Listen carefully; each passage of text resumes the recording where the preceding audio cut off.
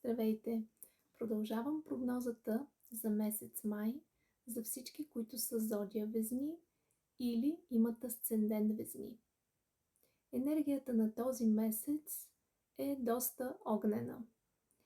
Доста огнена, насочени сте много така към социалния кръг, към приятелите си, желаете така повече да общувате, но е възможно понякога да не се чувствате добре или възможности да не виждате по пътя си. В любовен план понякога обаче не се чувствате добре.